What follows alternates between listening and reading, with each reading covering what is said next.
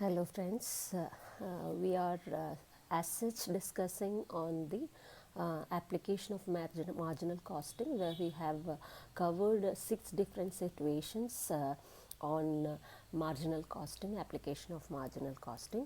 Now we are moving to the 7th one, that is pricing using a different situation. Again, we have already discussed pricing using pricing under normal condition. Normal കണ്ടീഷനിൽ നമ്മളെങ്ങനെയാണ് ഒരു പ്രൊഡക്റ്റിൻ്റെ selling price fix ചെയ്യുക.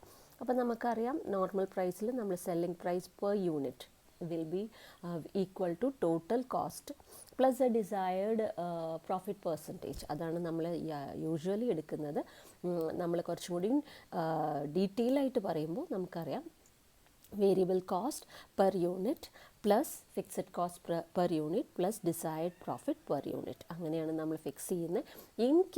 In case decide profit is given in percentage of investment, നമ്മൾ fixed variable cost plus fixed cost plus percentage of investment divided by sales volume. അതാണ് ചെയ്ത് നമ്മൾ ഈ problem we have already done.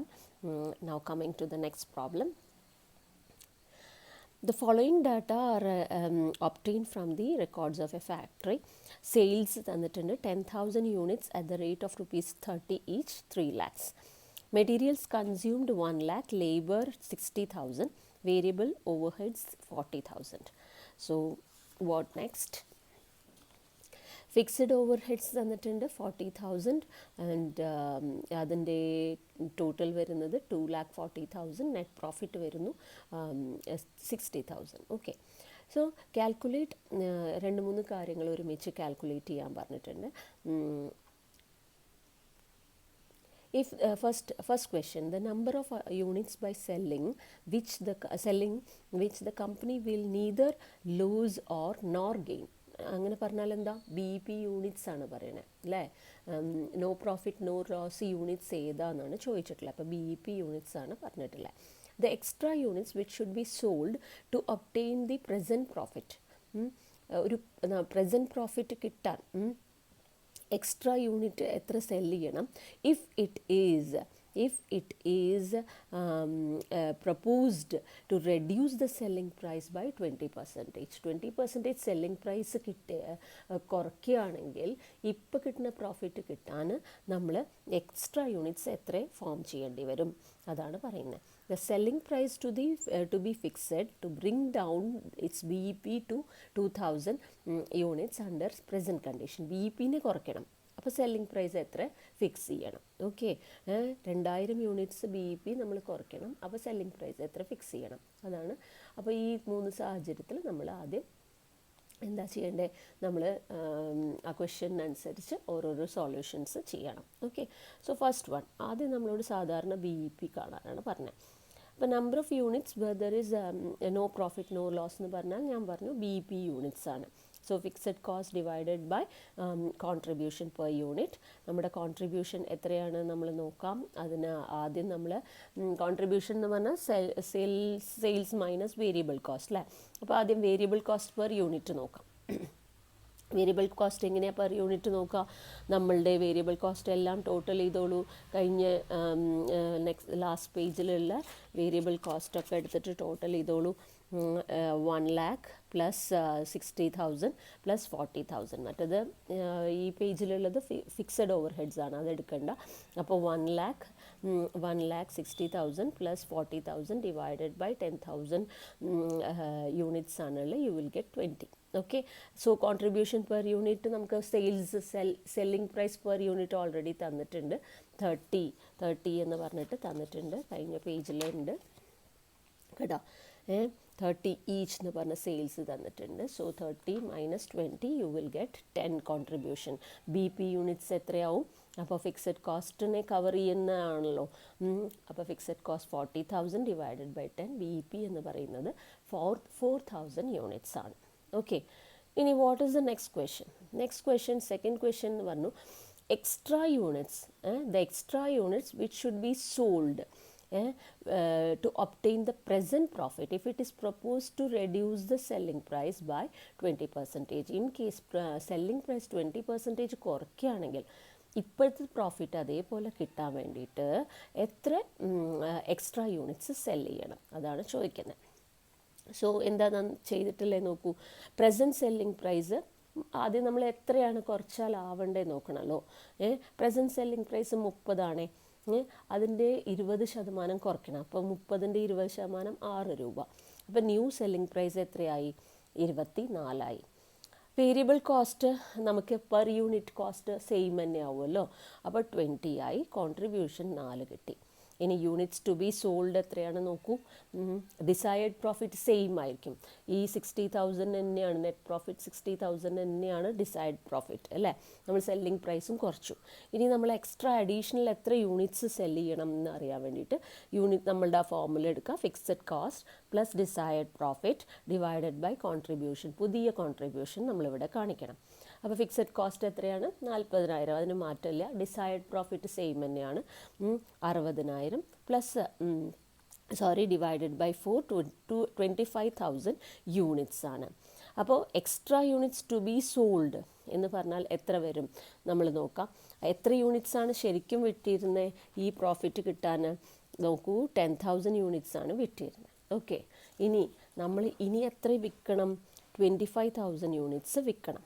Okay, അപ്പോൾ extra എത്ര unit? 25,000 minus 10,000 15,000 units വിൽക്കണം. അതാണ് ഇവിടെ പറഞ്ഞിട്ടുള്ളത്. ഓക്കെ, ഇനി വാട്ട് നെക്സ്റ്റ്? ഇനി selling price if B P is brought down to 2,000 units. B P 2,000 units കുറയ്ക്കുകയാണെങ്കിൽ എന്തായിരിക്കും പുതിയ selling price? At B E P selling price will be equal to total cost per unit അല്ലേ. B E P പറഞ്ഞാൽ no profit no loss ആണ്. അപ്പോൾ at least total cost എങ്കിലും കിട്ടണം. Total cost എന്ന് പറഞ്ഞാൽ എന്താ? Variable cost plus fixed cost. Variable cost എപ്പോഴും ഒരേപോലെ ആയിരിക്കും, 20 ആയിരിക്കും അല്ലേ, അതിൽ മാറ്റമില്ല. പക്ഷേ ഫിക്സഡ് കോസ്റ്റ് പെർ യൂണിറ്റ് മാറും. ഇവിടെ പെർ യൂണിറ്റ് 2,000 യൂണിറ്റ്സ് കുറയ്ക്കുകയാണെങ്കിൽ 4,000 ആണല്ലോ യൂണിറ്റ്സ് ഉള്ളത്. നോക്കൂ, ബി ഇ പി നോർമൽ കണ്ടീഷനിൽ 4,000 നമുക്ക് കിട്ടിയതാണ്.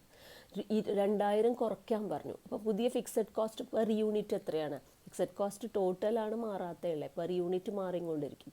ഓക്കെ, അപ്പോൾ പെർ യൂണിറ്റ് എത്രയാണ്? പുതിയ ഫിക്സഡ് കോസ്റ്റ് എത്ര വരും പെർ യൂണിറ്റ്? 4,000 ഡിവൈഡഡ് ബൈ 2,000 20 രൂപ. I hope things are clear. നമ്മളിവിടെ എന്താ ചെയ്തത്?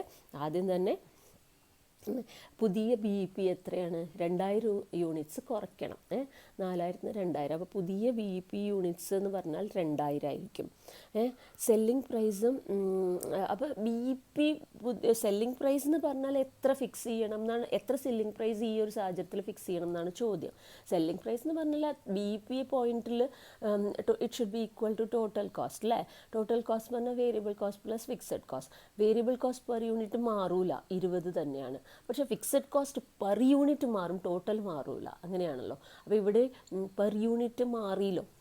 4,000-നായിരുന്നു ഫിക്സഡ് കോസ്റ്റ് 40,000. അപ്പോൾ 2,000 യൂണിറ്റിന് എത്രയാണ് ഫിക്സഡ് കോസ്റ്റ് വരിക? 40,000 ഡിവൈഡഡ് ബൈ 2,000 എത്ര വരും? നോക്കി നോക്കാം എത്ര വരും? 20 രൂപ വരും. ഓക്കെ, അപ്പോൾ സെല്ലിംഗ് പ്രൈസ് എന്ന് പറഞ്ഞാൽ എങ്ങനെയാണ്? ടോട്ടൽ കോസ്റ്റ് അല്ലേ. അപ്പോൾ 20 വേരിയബിൾ കോസ്റ്റിനുണ്ട്, 20 ഫിക്സഡ് കോസ്റ്റ് പെർ യൂണിറ്റും ഉണ്ട്. അപ്പോൾ ടോട്ടൽ 40 രൂപയായിട്ട് ഫിക്സ് ചെയ്യണം എന്നാണ് പറയുന്നത്. ഇനി എന്തെങ്കിലും ഡൗട്ട് ഉണ്ടെങ്കിൽ എനിക്ക് പേഴ്സണലി മെസ്സേജ് അയക്കാം. അടുത്ത സർക്കംസ്റ്റാൻസസ് നിങ്ങൾ വായിച്ചാൽ മതി. അത് വളരെ ഈസിയാണ്. Selling price below the marginal cost. അപ്പോൾ പല സാഹചര്യങ്ങളിലും നമുക്ക് മാർജിനൽ കോസ്റ്റിലും താഴെ സെല്ലിംഗ് പ്രൈസ് ഫിക്സ് ചെയ്യേണ്ടി വരും. അത് ഏതൊക്കെയാണെന്ന് നോക്കി നോക്കാം. To introduce a new product in the market. ഒന്നും ഇതിന് എക്സ്പ്ലനേഷൻ ആവശ്യമില്ല എന്ന് വിചാരിക്കുന്നു. To popularise product. To avoid loss of future sales. ഭാവിയിൽ ഉണ്ടാവാൻ പോകുന്ന സെയിൽസിൻ്റെ ലോസിനെ ഓവർകം ചെയ്യാൻ. To sell goods of perishable nature. Perishable എന്ന് പറഞ്ഞാൽ പെട്ടെന്ന് നാശാവുന്ന നേച്ചർ. ഓക്കെ, വെജിറ്റബിൾസ് ഒക്കെ പോലെയുള്ളത്. To push up the sale of joint products. ചിലപ്പോൾ ജോയിൻറ്റ് പ്രൊഡക്ട്സ് ആണെങ്കിൽ അതിൻ്റെ സെയിൽസ് ഒന്ന് കൂട്ടാൻ വേണ്ടി. To eliminate the competitor from the market. To utilise the idle capacity. To dispose the surplus stocks. നമ്മൾ പലപ്പോഴും ക്ലിയറൻസ് ഓഫ് സെയിൽ, ഇത്ര % discount എന്നൊക്കെ പറഞ്ഞിട്ട് കാണാറുണ്ടല്ലോ. അപ്പോൾ അങ്ങനത്തെയൊക്കെയുള്ള സാഹചര്യങ്ങളാണ് മാർജിനൽ കോസ്റ്റിനേക്കാൾ താഴെ നമ്മൾ സെല്ലിംഗ് പ്രൈസ് വിട്ടിട്ട് സെയിൽ ചെയ്യുന്നത്. ഓക്കെ, ആൻഡ് മൂന്നാമത്തെ സിറ്റുവേഷൻ നോർമൽ കണ്ടീഷൻ പഠിച്ചു, പിന്നെ ബിലോ എന്ന് പറഞ്ഞാൽ ബിലോ മാർജിനൽ കോസ്റ്റ് ഫിക്സ് ചെയ്യുന്നത് പറഞ്ഞു. മൂന്നാമത്തേത് pricing under stiff competition and trade depression. വളരെ സ്റ്റിഫായിട്ടുള്ള കോമ്പറ്റീഷൻ ഉണ്ടാകുമ്പോഴും ട്രേഡ് ഡിപ്രഷൻ ഉണ്ടാവണം. ഒരു പ്രൈസിങ്ങിനൊരു പ്രത്യേകതയുണ്ട്. അവരെന്താ ചെയ്യുക വെച്ചാൽ ആസ് സച്ച് ഒന്നുമില്ലെങ്കിൽ എന്ത് ചെയ്യും, ഭയങ്കര ഡിപ്രഷൻ പീരീഡാണെന്ന് വിചാരിക്കും, മാർജിനൽ കോസ്റ്റിന് താഴെ തന്നെ അവർ എന്ത് ചെയ്യും, ഫിക്സ് ചെയ്യും, സെല്ലിംഗ് പ്രൈസ് ഫിക്സ് ചെയ്യും. പക്ഷെ മോസ്റ്റ്ലി അതല്ല ചെയ്യുക. അവരെന്താ ചെയ്യുക വെച്ചാൽ മാർജിനൽ കോസ്റ്റിൻ്റെ തൊട്ട് മുകളിലും ഫിക്സഡ് കോസ്റ്റിനെ കുറച്ച് കവർ ചെയ്യാൻ പാകത്തിനുള്ള സെല്ലിംഗ് പ്രൈസാണ് അവർ ഫിക്സ് ചെയ്യുക. ഓക്കെ, ക്ലിയർ അല്ലേ എല്ലാവർക്കും? ഒന്നും കൂടി ഞാൻ പറയാം. 1 minute. See. During stiff competition, products may have to be sold at a price below the total cost. In such cases, the price should be fixed on the basis of marginal cost so as to cover the marginal cost. Marginal cost cover ചെയ്യും and contribute something towards the fixed cost. എന്ന് പറഞ്ഞാൽ എന്താ, എന്താണ്, the price should be equal to higher than variable cost and it covers the part of the fixed cost. ഇത് ഓർത്ത് വെച്ചാൽ മതി, മറക്കരുത്. എങ്ങനെയാണ് ചെയ്യുക, മാർജിനൽ കോസ്റ്റിനെ higher than marginal cost and cover the part of fixed cost. Okay, so ഈ സാഹചര്യത്തിൽ നമ്മളെങ്ങനെയാണ് എന്താ പറയുക, സ്റ്റിഫ് കോമ്പറ്റീഷൻ ഉണ്ടാകുമ്പോൾ ഇങ്ങനെയാണ് പ്രൈസ് ഫിക്സ് ചെയ്യുന്നത്. Let us move to the example. Fixed cost തന്നിട്ടുണ്ട് 1 lakh, marginal cost 2 per unit, current selling price 3.50, output 50,000. Suggest whether the company should sell the product or not. Okay, വിൽക്കണോ വേണ്ടയോ എന്ന് തീരുമാനിക്കുകയാണ് ചെയ്യുന്നത്. അപ്പോൾ ഇവിടെ നമ്മൾ എന്തൊക്കെയാണ് ചെയ്യേണ്ടതെന്ന് നമ്മൾ നോക്കി നോക്കാം. Okay, marginal cost 50,000 into 2 lakh, 50,000 units ആണല്ലേ. സോ ഇൻറ്റു 2 per യൂണിറ്റ് എന്ന് പറഞ്ഞു 1 lakh. ഫിക്സഡ് കോസ്റ്റ് 1 lakh ആണ് തന്നിട്ടുണ്ട്. ആൻഡ് ടോട്ടൽ കോസ്റ്റ് അപ്പോൾ 2 lakh വരും. കോസ്റ്റ് പെർ യൂണിറ്റ് എന്ന് പറഞ്ഞാൽ അപ്പോൾ എത്ര വരും, ടോട്ടൽ കോസ്റ്റ് പെർ യൂണിറ്റ് എന്ന് പറഞ്ഞാൽ 2 lakh ഡിവൈഡഡ് ബൈ 50,000 4 വരും, ₹4 വരും. ഇനി നമ്മുടെ കറൻറ്റ് സെല്ലിംഗ് പ്രൈസ് എന്ന് പറഞ്ഞാൽ എത്രയാണ്, 3.50 ആണ്. എന്ന് പറഞ്ഞാൽ എത്രയാ, എന്താ ഉണ്ടാവണേ, നമ്മൾക്ക് ₹2 വേരിയബിൾ കോസ്റ്റ് കവർ ചെയ്യും, 1.50 ഫിക്സഡ് കോസ്റ്റ് കവർ ചെയ്യും. ബാക്കി എന്ന് പറഞ്ഞാൽ പാർട്ട് ഓഫ് ഫിക്സഡ് കോസ്റ്റും കവർ ചെയ്യും, വേരിയബിൾ കോസ്റ്റും കവർ ചെയ്യും. But it is suggested to continue the production because a part of fixed cost. അപ്പോൾ ഇങ്ങനെ ഫിക്സഡ് കോസ്റ്റിൻ്റെയും കൂടി കുറച്ച് പാർട്ട് കവർ ചെയ്യുമെങ്കിൽ നമുക്ക് കണ്ടിന്യൂ ചെയ്യാൻ പറ്റും. വേണമെങ്കിൽ നമ്മൾ കുറച്ച് ലോസ് സഹിച്ചിട്ടായാലും കണ്ടിന്യൂ ചെയ്യാൻ പറ്റും.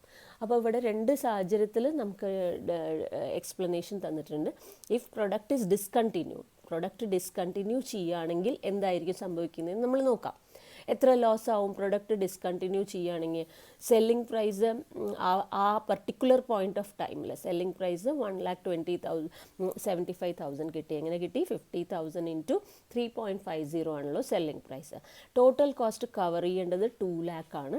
അപ്പോൾ അന്നത്തെ at a particular point of time 25,000 നമ്മൾ ലോസ് സഹിച്ച് നമ്മൾ ഡിസ്കണ്ടിന്യൂ ചെയ്യാണ്. Okay, so